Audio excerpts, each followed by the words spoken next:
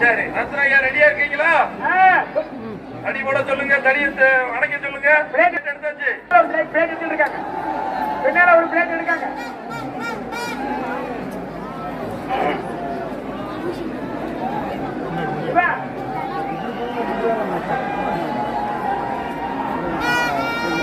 கவனமா இருக்கணும், காண்ட பற்ற கூடாது.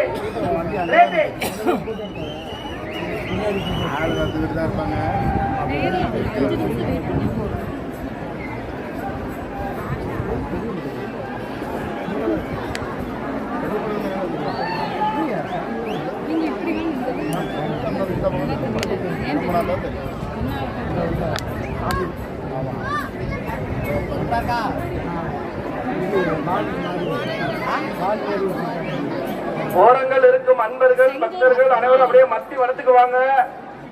அம்மையப்பன் தேர்வடம்